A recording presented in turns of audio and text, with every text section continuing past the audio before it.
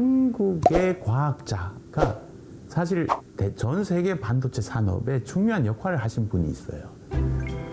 강대원 박사라는 분인데요. 1960년에 새로운 형태의 트랜지스터인 모스펫이라는 걸 만들었는데 기존의 트랜지스터에 비해 소비 전력을 크게 줄일 수 있고 소형화가 용이한 장점을 가지고 있습니다. 지금 만들어지는 모든 반도체 칩은 사실 이제 이 모스펫이라는 걸 이용해서 만들고 있는데요. 간단히 말하자면 지속적인 공정 미세화를 통해 반도체 산업이 지속 발전할 수 있게 한 분이라고 할 수 있습니다. 2000년에 노벨상을 수상한 미국의 물리학자 잭 킬비는 강대원 박사가 개발한 모스펫이 현재 반도체 산업의 발전을 이끌었다며 그런 강 박사에게 경의를 표하기도 했습니다. 삼성전자가 1977년도에 어느 한 회사를 인수하게 됩니다. 한국반도체라는 회사인데요. 그게 이제 1974년도에 부천에서 처음에 설립이 되었고 그때 그 설립한 분이 강기동 박사님이란 분입니다.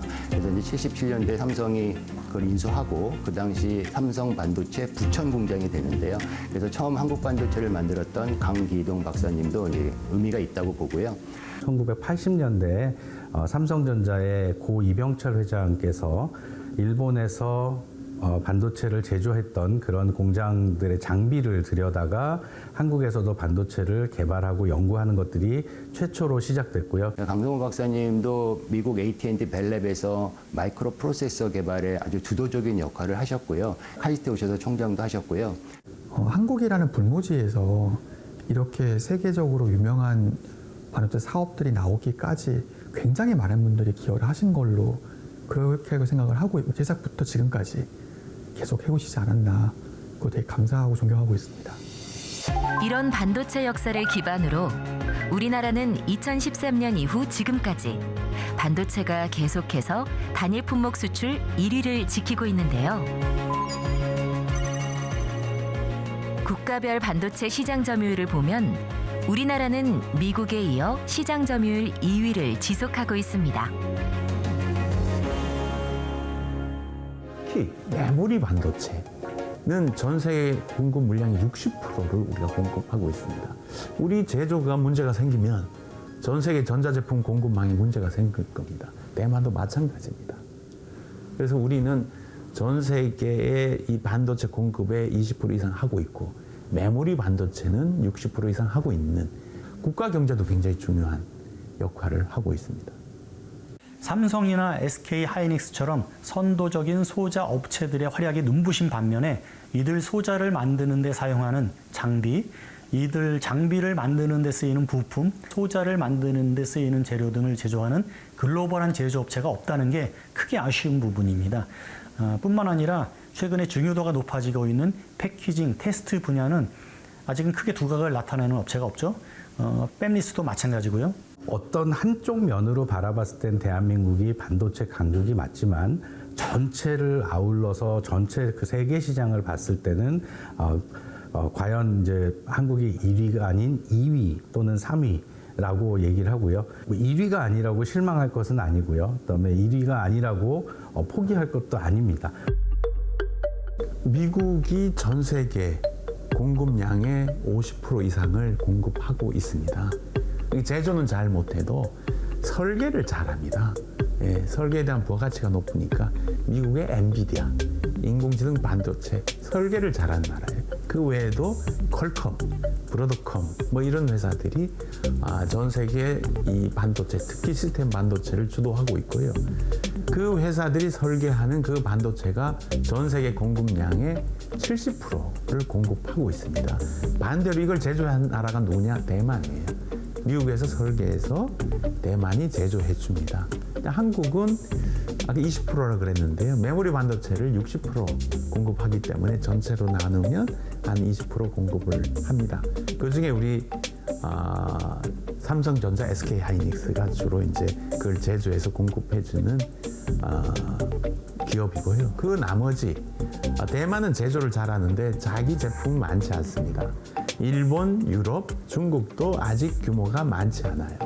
그러니까 일본, 유럽은 줄었고 많이, 중국은 늘어나고 있는데 그렇게 많이 늘어나지는 않습니다. 10% 이내에서 공급을 하고 있습니다.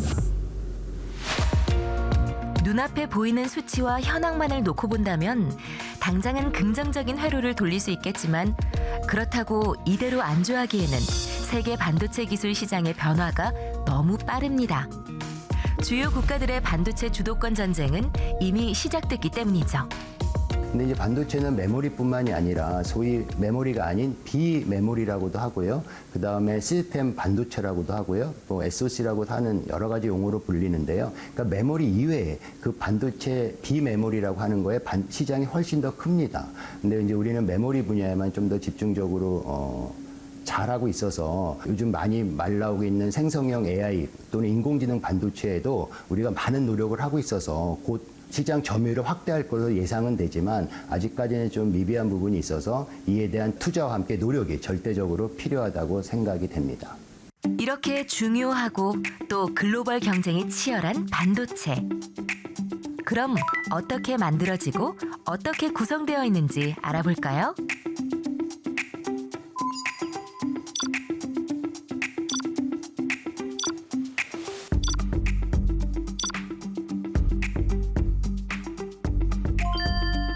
반도체를 만드는 과정은 크게 3단계로 진행됩니다. 설계, 제조, 그리고 패키지 및 테스트인데요. 이런 전 과정을 수행하는 기업을 종합반도체, IDM 회사라고 하는데 대표적인 회사가 우리가 잘 알고 있는 삼성전자와 SK 하이닉스입니다.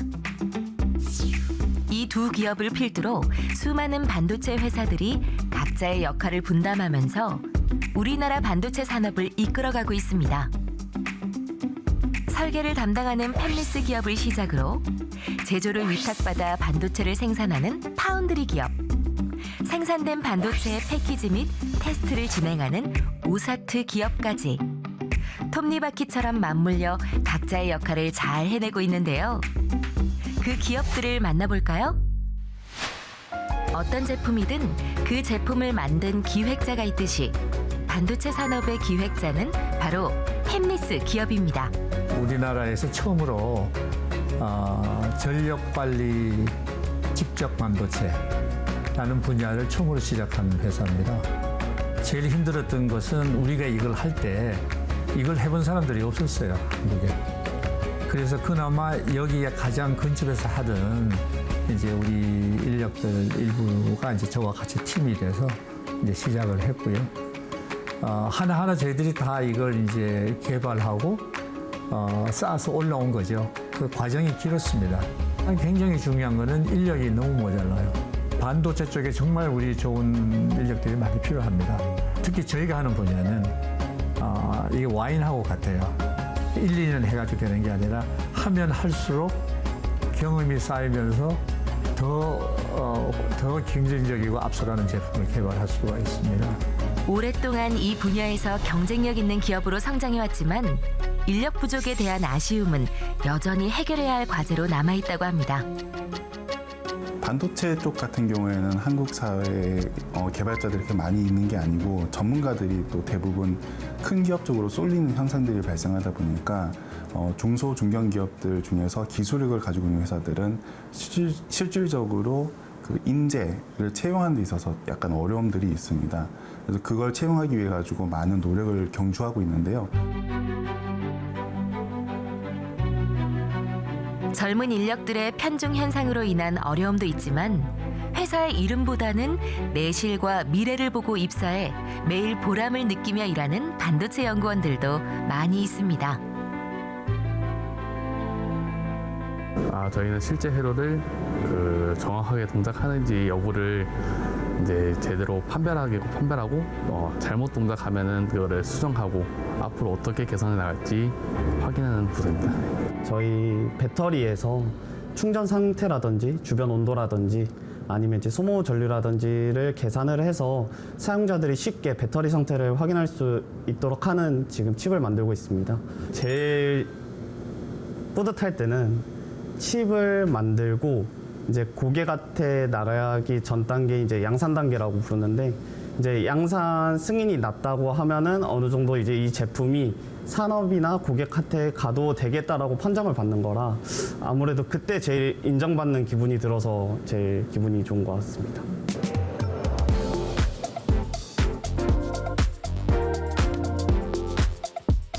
팹리스 기업이 설계 도면을 완성하면 이를 바탕으로 반도체를 제조하는 파운드리 기업이 생산을 담당합니다. 이 두 기업 사이에서 가교 역할을 하는 곳이 바로 디자인 하우스입니다. 저는 약 20년간 축적된 시스템 반도체 분야에서 전문적인 설계 및 개발 역량을 가진 회사입니다. 여기까지 오면서 겪은 가장 큰 어려움 중 하나는 고도로 전문화된 기술력과 신속한 시장 변화에 적응하는 것이었습니다. 첨단 반도체 설계 분야에서 빠르게 발전하는 기술과 시장 요구사항에 부응하기 위해 지속적인 연구 개발 투자와 기술 인력 확보가 필요했습니다. 저희가 매년 공개 채용을 하고 있습니다. 이번 기수 같은 경우에는 총 1,200명이 지원을 했고 선발 인원은 30명 정도 됩니다. 그래서 경쟁률을 보면 40대 1의 경쟁률을 뚫고 지원된 친구들이라고 볼 수 있습니다. 예전에는 이렇게 많지는 않았었는데 아무래도 이제 디자인 하우스나 그리고 반도체에 대한 관심이 또 커지고 또 엔비디아나 퀄컴 같은 이런 이슈들이 계속 커지다 보니까 특히 올해는 AI 이슈도 있어가지고 반도체 지원자가 많이 있었습니다. 엔지니어들이 세계적으로 많이 부족합니다. 그래서 그분들을 확보하기 위한 싸움이 굉장히 치열하고요. 반도체 업무라는 게 상당히 어렵고 계속 평생 공부해야 되는 일이에요. 그래서 이 반도체에 대한 업을 하고 싶다는 의지를 저희가 제일 중요하게 봤습니다. 합격자 통보를 받았을 때 기분이 어떠셨는지?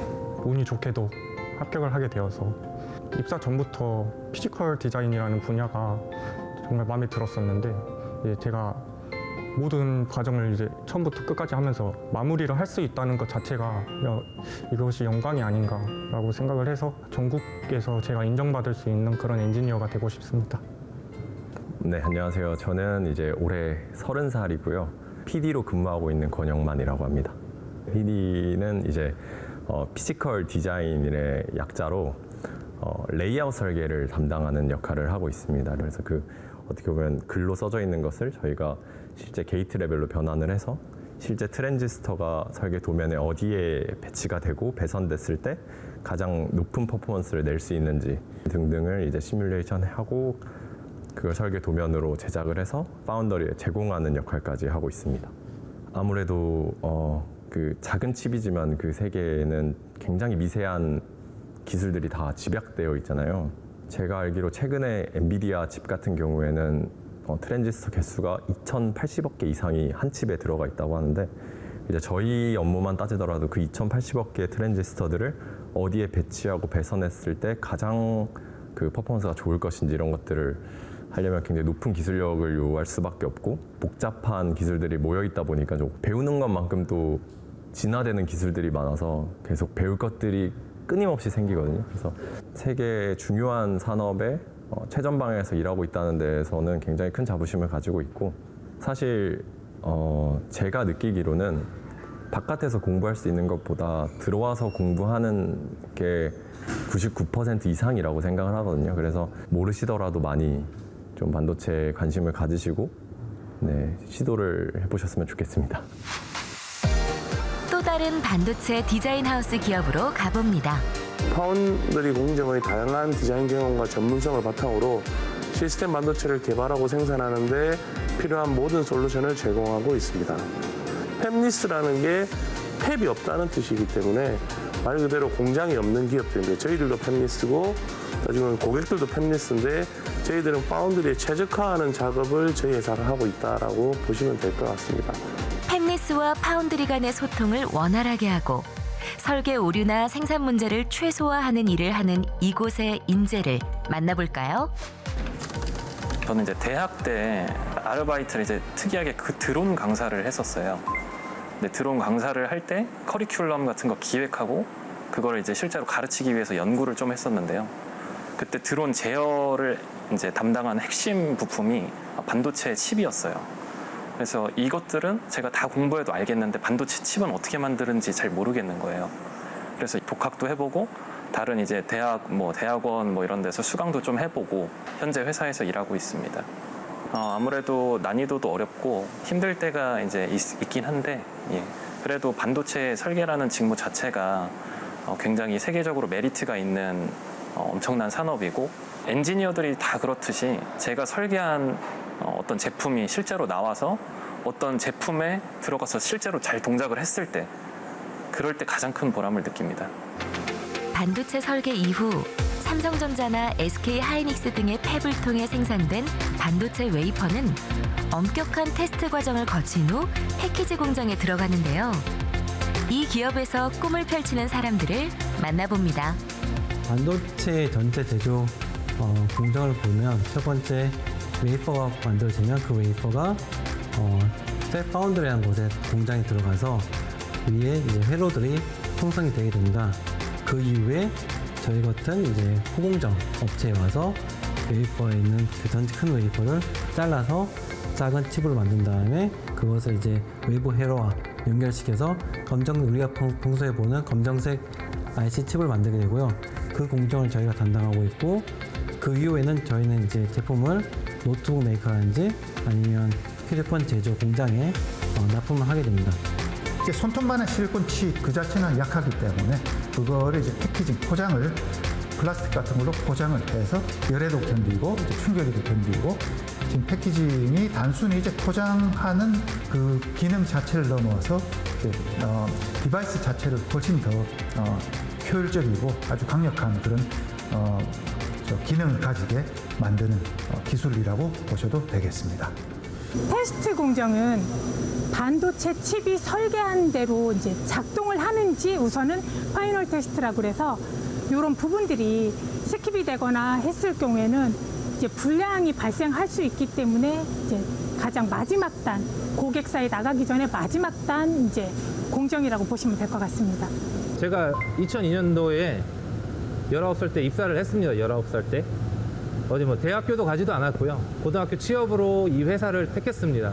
배우다 보니까 좀 재미있는 그런 부분들도 있었고요.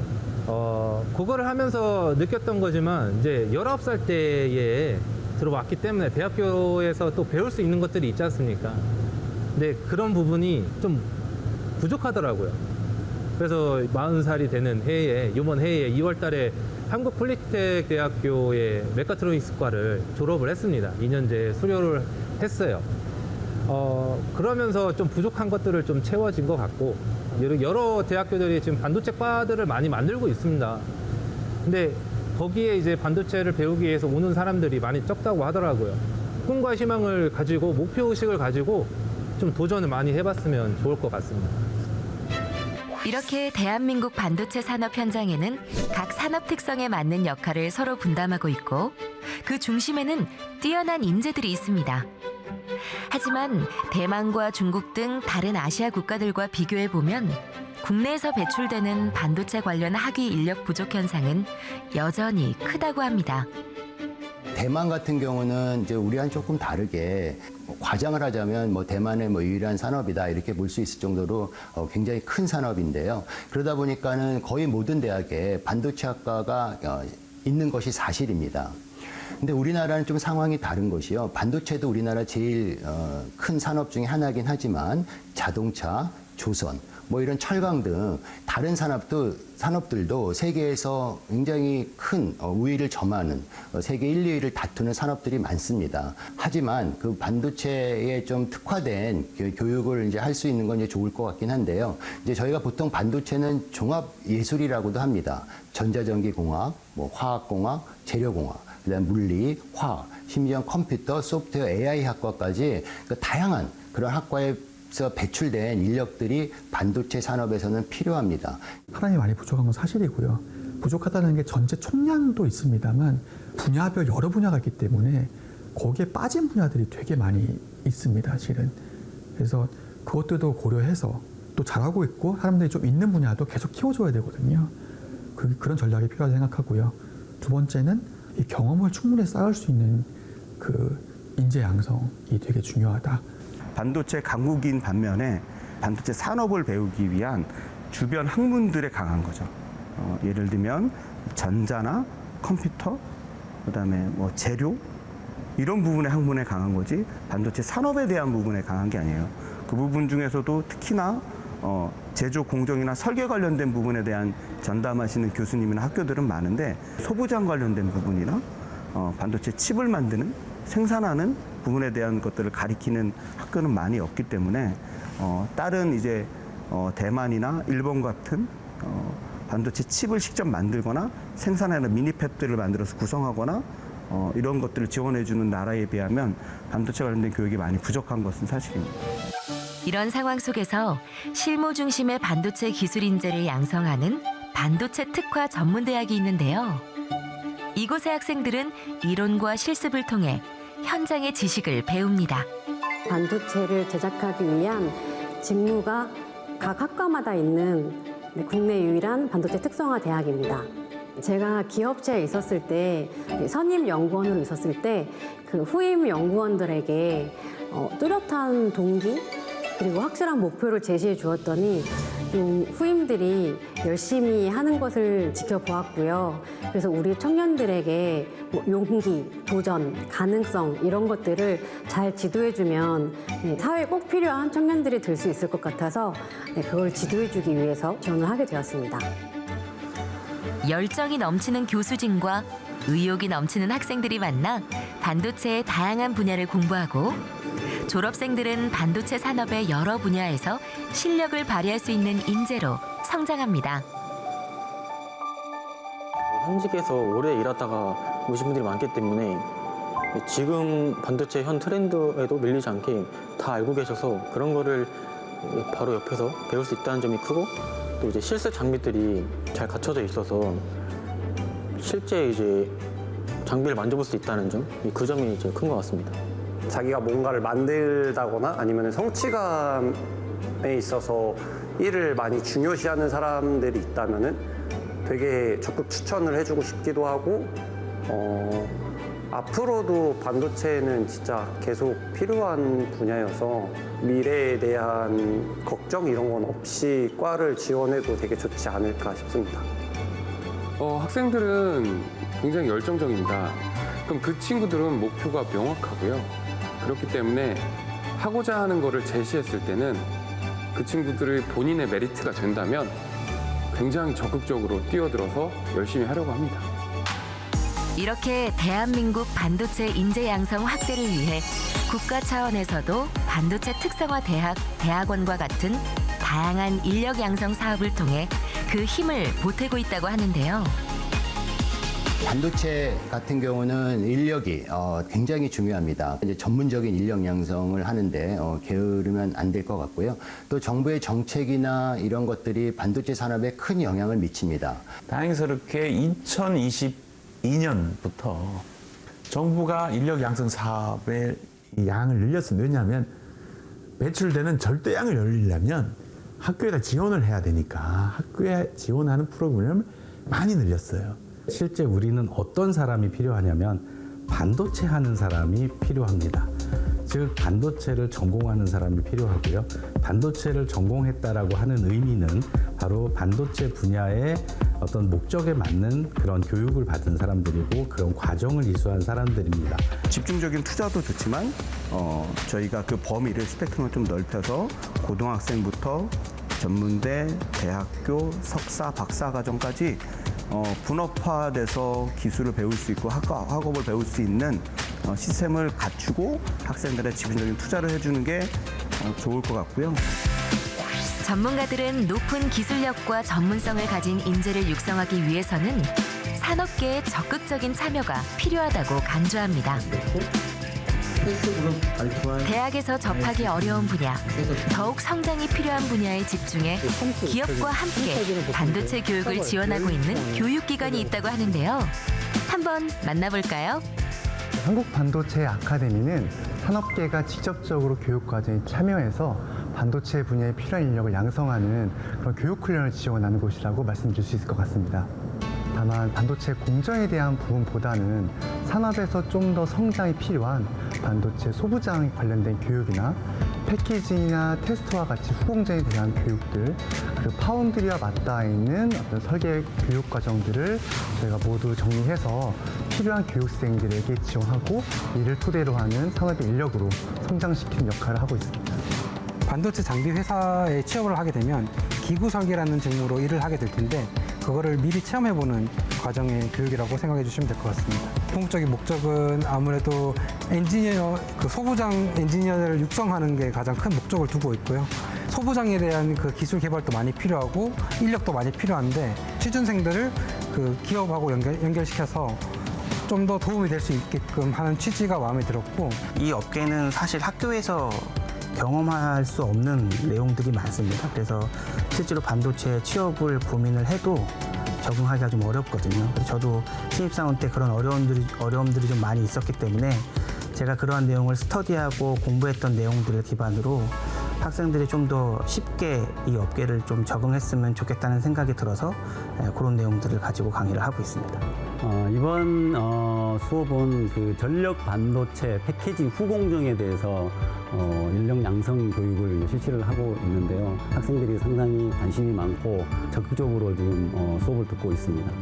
지금 이제 그 전력 반도체 후공정 관련해 가지고는 국내에는 상당히 이제 부족한 실정이기는 합니다. 하지만 여러 이제 기업들이 많은 그 투자라든지 그 기술 개발에 대해서 이제 정진을 하고 있는 상황이기 때문에 우리 지금 현재 이제 교육받고 있는 교육생들이 취업과 상당히 연계를 많이 가져갈 거라고 저는 예상을 하고 있습니다. 제가 전공 졸업을 했지만 그 전공 수업을 들으면서 이제 다양한 경험을 하지 못했기 때문에 졸업과 동시에 여러 가지 교육을 받아보고자 그 고민을 되게 많이 했습니다. 학교에서는 접할 수 없는 다양한 실무에서 사용되는 툴들을 사용할 수 있고, 그 다음에 실제로 실무 일하시는 분들이 와서 수업을 도와주시기 때문에 많은 부분을 도움을 받고 공부를 할 수 있어서 되게 좋은 것 같습니다. 반도체를 만들기 위해서는 장비가 투입되고 그 장비를 만드는 것은 물론 기계공학도가 들어가야 된다고 생각을 하게 되었습니다. 제가 교육을 들으면서 점점 더 설계자로서 로드맵을 그려나가고 싶다고 생각이 들었습니다. 저희가 이론으로 배웠던 것을 실제 양산 장비를 보고 배울 수도 있고, 그것을 통해서 이제 저희가 직접 CAD나 크레오 같은 툴들을 이용해서 설계해보는 시간도 가지고 있습니다. 확실히 이론 교육 위주보다는 실습으로 위주로 굴러가기 때문에 확실히 만족하면서 다니고 있습니다. 사실 우리나라에서 대학교 수업을 들으면, 그것도 반도체 관련된 수업을 들으면 대부분 소자 기업을 희망하게 됩니다. 소자 기업이라고 하면 삼성이나 하이닉스를 목표로 두게 되고, 그게 대기업인 이유가 가장 크긴 하겠지만 SK 하이닉스나 삼성 이런 데는 이제 굉장히 반도체, 그 메모리 반도체에 엄청 집중이 돼 있다 보니까 실질적으로 시스템 LSI라든지 그다음에 이제 후공정, 전력 반도체가 그 일상생활뿐만 아니라 산업계, 자동차 이런 쪽에 굉장히 필수적으로 이제 도약이 되고 있기 때문에 많은 그 인력 양성에 대한 투자와 그다음에 기술 개발에 대한 투자에 적극적으로 이제 지원이 좀 많이 필요할 거라고 저는 생각을 합니다. 삼성전자나 SK 하이닉스 같은 종합 반도체 기업도 중요하지만 반도체 산업의 근간을 이루는 소부장의 지속적인 혁신과 발전도 매우 필요한 상황입니다. 반도체를 만들면 장비가 필요하기 때문에, 그래서 소위 말하는 소, 부, 장이 굉장히 중요한 것이거든요. 근데 아직까지 우리나라에서 자체적으로 이렇게 자체적으로 만들면서 세계적인 기업들이 좀 부족하다 보니까 그 제조 시설 구축에 필요한 장비나 또는 운영에 필요한 소재는 대부분 수입했었습니다. 첨단으로 갈수록 수입 의존도가 높아요. 근데 이게 이제 반도체 제조 산업의 기반 산업입니다. 이 기반 산업을 빨리 우리가 향상을 시켜서 이 작업화율을 높여야 되고요. 지금과 같은 상황에서 누군가 첨단 장비 한 가지를 우리에게 팔지 않겠다고만 해도 최첨단 메모리 반도체를 만들 수 없게 되는 거죠. 첨단 기술의 필수인 재료도 마찬가지고요. 하지만 우리에게 첨단 장비 한두 가지를 만들어낼 수 있는 기술력을 가진 장비 회사가 있다면 얘기는 달라집니다. 훌륭한 패가 되는 거죠.